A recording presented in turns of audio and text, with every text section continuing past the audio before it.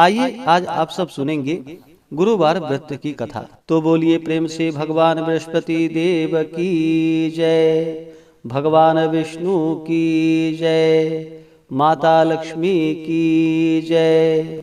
कथा के अनुसार प्राचीन काल में एक बहुत ही निर्धन ब्राह्मण रहता था। उसके कोई संतान ना थी। वह नित्य पूजा पाठ करता।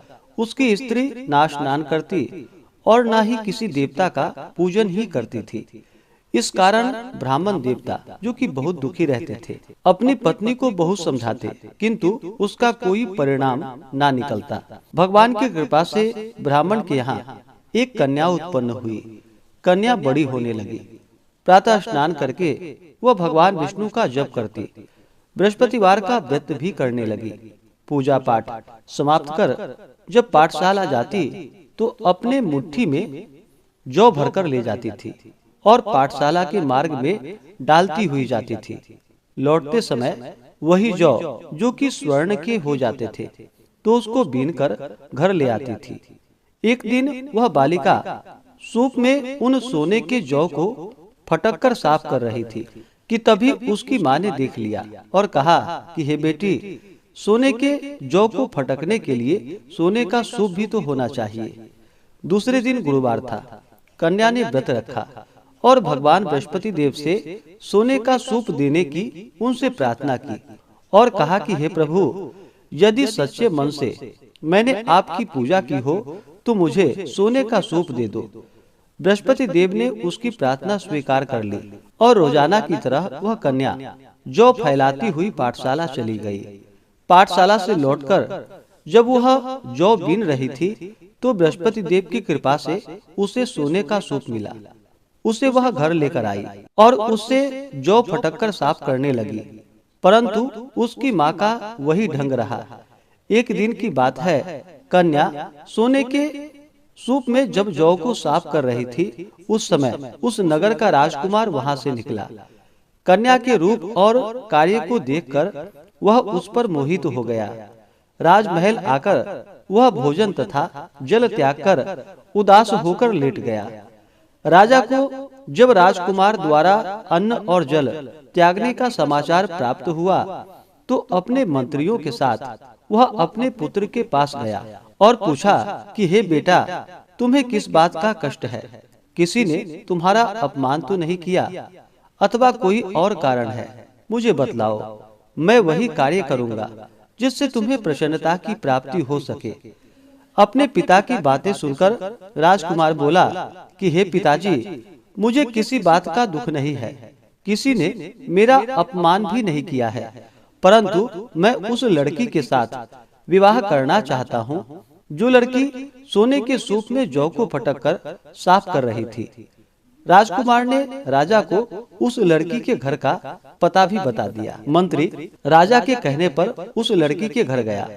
मंत्री ने ब्राह्मण के समक्ष राजा की ओर से निवेदन किया और फिर कुछ ही दिनों के बाद ब्राह्मण की कन्या का विवाह राजकुमार के साथ संपन्न हो गया।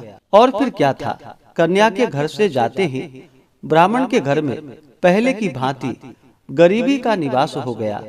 एक दिन दुखी होकर ब्राह्मण अपनी पुत्री से मिलने के लिए गया।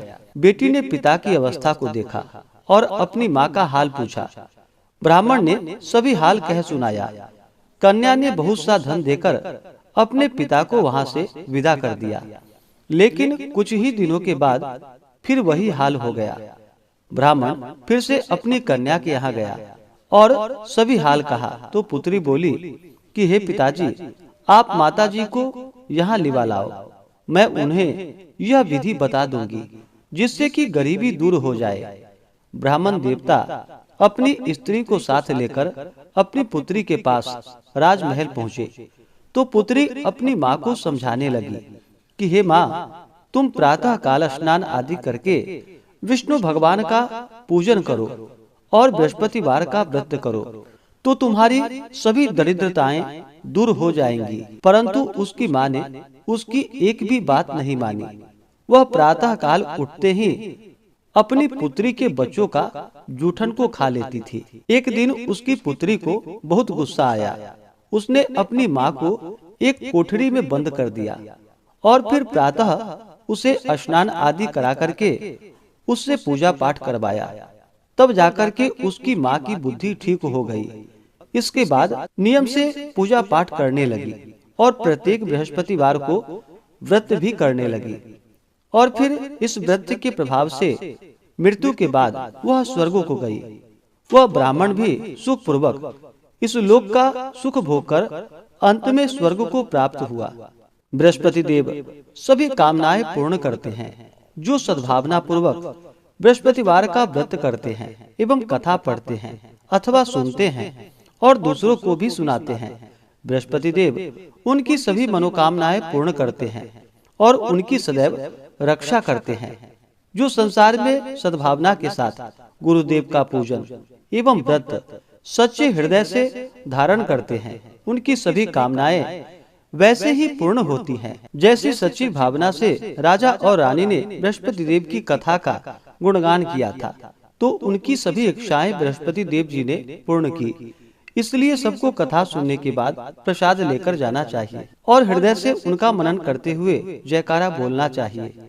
तो बोलिए प्रेम से भगवान बृहस्पति देव की जय, भगवान विष्णु की जय, माता लक्ष्मी की जय। इसी प्रकार से कथा को सुनने के लिए, व्रत पूजा के बारे में जानने के लिए चैनल पे अगर आप पहली बार आए हैं तो चैनल को लाल बटन दबा करके सब्सक्राइब करें, साथ में बेल आइकन घंटी को दबाएं ताकि आने वाली वीडियो का नोटिफिकेशन आपको समय से मिलता रहे।